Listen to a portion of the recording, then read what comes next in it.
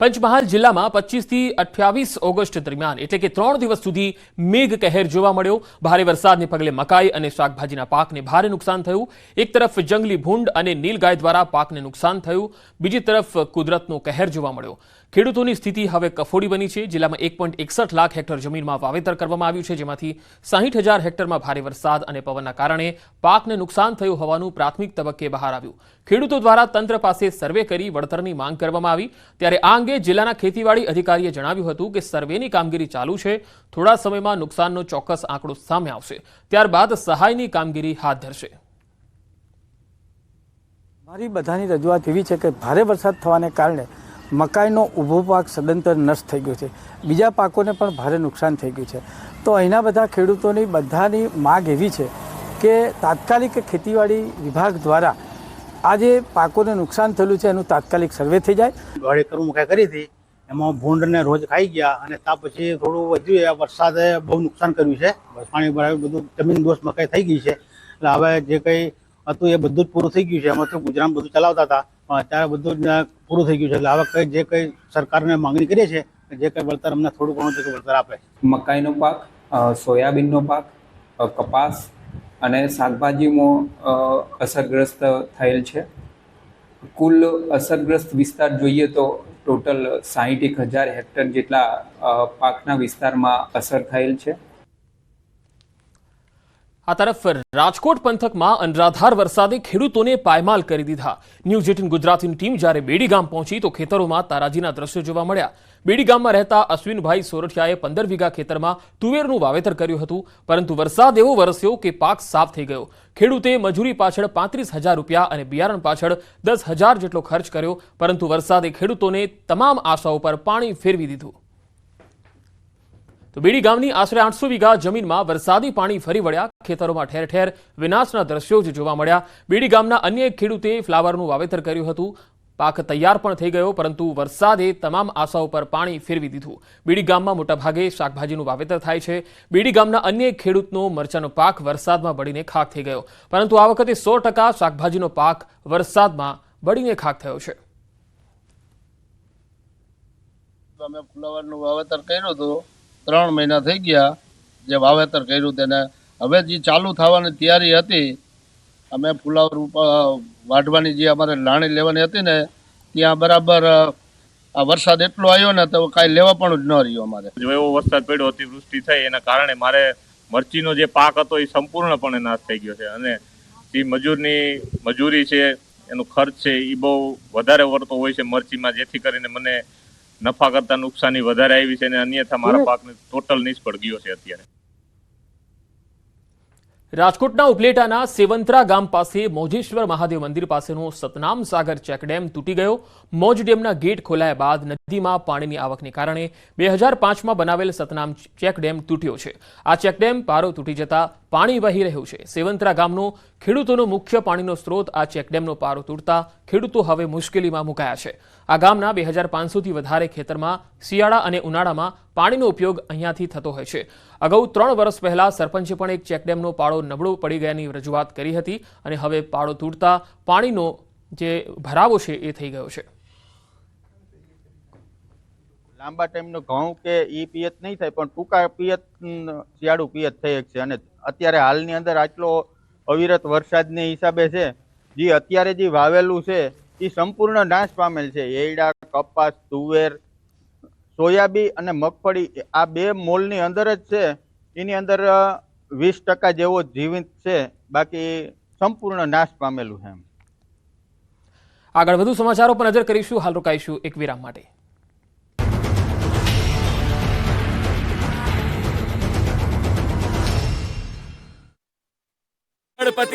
બાંટવા ખારો તથા જૂનાગઢના ઓઝત સહિતના ડેમોના પાણીનો નિકાલ કુદરતી રીતે વર્ષોથી પોરબંદર જિલ્લાના દરિયામાં થાય છે। સૌરાષ્ટ્રમાં હાલમાં જ ધોધમાર વરસાદ ખાબકતા ચારે તરફ પાણી જ પાણી છે। ભાદરનું પાણી પોરબંદર તરફ વહી રહ્યું છે। પોરબંદર જિલ્લામાં કુલ 5 જગ્યાએથી ઉપરવાસના ડેમોના પાણીનો નિકાલ થાય છે, જેમાં ઘેડના પાતાગામ, નવી બંદર, ટુકડા અને પોરબંદર ખાડી સહિત કુલ 5 જગ્યાએથી આ પાણી દરિયામાં જઈને ભળે છે। પોરબંદરના નવી બંદર નજીક ઉપરવાસના ડેમોના ધસમસતા પાણીનો પ્રચંડ પ્રવાહ હાલમાં વહેતો જોવા મળે છે। ખડખડ વહેતો આ પ્રવાહ આગળ જતા દરિયામાં સમાઈ જશે। કાલથી વરસાદ ફરી ધબધબાટી બોલાવશે। ભારેથી અતિભારે વરસાદની આગાહી. બંગાળની ખાડીમાં ડિપ્રેશન બનવાની શક્યતા હોવાથી ગુજરાતમાં વરસાદનો વધુ એક રાઉન્ડ આવશે. હવામાન વિભાગે જણાવ્યું છે કે આગામી દિવસોમાં ધોધમાર વરસાદ રાજ્યના મોટાભાગના વિસ્તારોને ગમરોડશે. 1 સપ્ટેમ્બરે 3 જિલ્લામાં વરસાદનું એલર્ટ અપાયું છે. દાહોદ, પંચમહાલમાં ભારે વરસાદ ખાબકવાની આગાહી છે, જ્યારે છોટાઉદેપુરમાં ધોધમાર વરસાદ થશે. 2 સપ્ટેમ્બરે ભરૂચ અને નર્મદામાં ઓરેન્જ એલર્ટ સાથે છૂટાછવાયા સ્થળોએ ભારેથી અતિભારે વરસાદની આગાહી છે. ઉપરાંત આણંદ, વડોદરા, છોટાઉદેપુર, સુરત, તાપી, નવસારી, ડાંગ, વલસાડ અને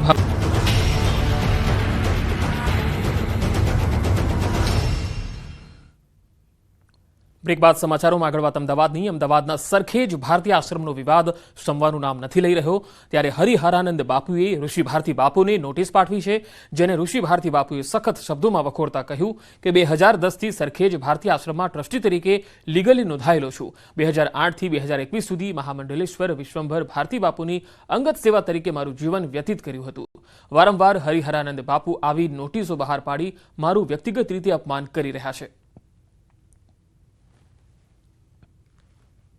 આનંદના કૃત્યને વખોડું છું. હરિહરાનંદ ભારતીજીએ જે મારા વિરુદ્ધમાં નોટિસ બહાર પાડી છે એને હું સખત શબ્દોમાં વખોડું છું, કારણ કે 2010થી ભારતી આશ્રમ સરખેજમાં હું ટ્રસ્ટી તરીકે પીટીઆરમાં નોંધાયેલો લીગલી છું અને 2008થી 2021 સુધી મહામંડલેશ્વર વિશ્વંભર ભારતી બાપુની અંગત સેવા તરીકે મારું જીવન મેં વ્યતીત કરેલું, સેવા નિષ્કામ ભાવે કરેલી, જે ગુજરાતના તમામ લોકોને ખ્યાલ છે. એટલા માટે વારે વારે હરિયાનંદ ભારતીજી આવી નોટિસો બહાર પાડી અને મારું વ્યક્તિગત રીતે અપમાન કરી રહ્યા છે. ડીસામાં બનાસકાંઠા ભૂસ્તર વિભાગનો સપાટો. રાણપુર નજીક બનાસ નદીમાં રેડ પાડી હતી. ગેરકાયદેસર ખોદકામ કરતા તત્વો સામે તવાઈ બોલાવાઈ. નદીમાં મંજૂરી વગર ખોદકામ કરતા 10થી વધુ વાહનો ઝડપાયા. ભૂસ્તર વિભાગે કાર્યવાહીમાં 10 ટ્રક અને 3 હાઈવે મશીન જપ્ત કર્યા છે. બનાસ નદીમાં ગેરકાયદેસર ખોદકામ થતું હોવાની ફરિયાદ ઉઠી છે. ભૂસ્તર વિભાગની કાર્યવાહીને પગલે ભૂમાફિયાઓમાં વ્યાપી ગયો છે ફફડાટ. તો ગેરકાયદેસર ખોદકામ કરતા તત્વો સામે તવાઈ. રાણપુર નજીક બનાસ નદીમાં રેડ પાડવામાં આવી. ભૂસ્તર વિભાગે અહીંયા સપાટો બોલાવ્યો અને જે ગેરકાયદેસર ખોદકામ કરતા હતા એ તમામ સામે કાર્યવાહી કરાઈ. મંજૂરી વગર ખોદકામ કરતા 10થી વધુ વાહનો છે ડિટેન કરાયા છે અને તેમની સામે કાયદેસરની કાર્યવાહી કરવામાં આવી છે. રાણપુર નજીક બનાસ નદીમાં આ ખનન થઈ રહ્યું હતું અને એ ઘણા સમયથી થઈ રહ્યું હોવાની સ્થાનિકોની રાવ પણ હતી. તેથી ભૂસ્તર વિભાગની ટીમ અહીંયા રેડ પાડવા પહોંચી હતી, જેમાં 10થી વધુ વાહનો જે અહીંયા ગેરકાયદેસર અને મંજૂરી વગર ખનન કરી રહ્યા હતા તેમની સામે એક્શન લેવામાં આવ્યું અને તમામ જે વાહનો છે એ ડિટેન કરવામાં આવ્યા છે.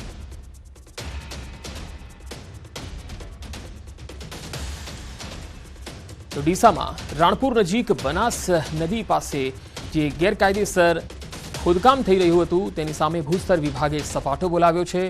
બનાસ નદીમાં રેડ કરી અને આ જે ગેરકાયદેસર ખનન કરવામાં આવતું હતું એ તમામ ખનીજ ચોરો સામે કાર્યવાહી કરવામાં આવી છે. આપ જોઈ શકો છો કે કેટલી મોટી સંખ્યામાં જે ખનન ચોરો છે એ પોતાના વાહનો લઈને અને જેસીબી દ્વારા અહીંયા ગેરકાયદેસર ખનન કરી રહ્યા હતા. જ્યારે રેડ પાડવામાં આવી ત્યારે અહીંયા તેમની આંખો ચાર થઈ ગઈ, કારણ કે અહીંયા આ ઘણા સમયથી આ પ્રવૃત્તિ ચાલતી હતી. જો કે ભૂસ્તર વિભાગે જ્યારે સપાટો બોલાવ્યો ત્યારે આ તમામ જે વાહનો છે, જે ભારી વાહનો છે જેમાં ખનીજ લઈ જવામાં આવતું હતું તેમને ડિટેન કર્યા છે. ગુજરાતના મોસ્ટ વોન્ટેડ સટ્ટાખોર દીપક ધીરજલાલ ઠક્કર આખરે દુબઈથી દબોચાયો છે. મૂળ બનાસકાંઠાના ડીસાનો રહેવાસી દીપક ઠક્કર દુબઈમાં બેઠો બેઠો ભારતમાં સટ્ટાનું રેકેટ ચલાવતો હતો. દીપક ઠક્કર અમદાવાદ સહિત રાજ્યના અનેક શહેરોના ગુનામાં પણ વોન્ટેડ છે. તે 2700 કરોડથી વધુના સટ્ટા કૌભાંડમાં પણ વોન્ટેડ હતો. સીબીઆઈની રેડ કોર્નર નોટિસ પરથી દુબઈ પોલીસે તેની ધરપકડ કરી. સીબીઆઈ, ઇન્ટરપોલ અને ગુજરાત પોલીસની કાર્યવાહી બાદ આ ધરપકડ થઈ છે. હાલમાં આરોપીને વિદેશથી પરત લવાયો છે. આ આરોપી સામે 2273 કરોડથી પણ વધુની ગેરરીતિનો આરોપ છે. 25 માર્ચ 2023માં અમદાવાદના માધવપુરા પોલીસ મથકે તેની સામે ફરિયાદ થઈ હતી. આરોપી મૂળ ડાભોર એ બાજુનો ડીસાનો છે અને 8 ચોપડી જ ભણેલ છે, પરંતુ એ જુગાર બાબતે એને જે મેટા ટ્રેડર એપ્લિકેશન કરી અને એમાં ડબ્બા ટ્રેડિંગનું કરતો હતો, એમાં એને અનુભવથી માસ્ટરી મેળવેલ છે એવું એની પ્રાથમિક તપાસમાં અમને જણાવેલ છે. તપાસ દાખલ થઈ હતી એ પછી અત્યાર લગીની તપાસમાં 2300 કરોડનું ટર્નઓવર થયું છે, જેમાં ક્રિકેટ સટ્ટો અને ડબ્બા ટ્રેડિંગ બંને સાથે આવી જાય છે. વડોદરાના શેરખી ગામ નજીક વકીલની હત્યા, હથિયારોના ઘા ઝીકીને વકીલને મોતને ઘાટ ઉતારાયો. આરોપીના પત્ની સાથે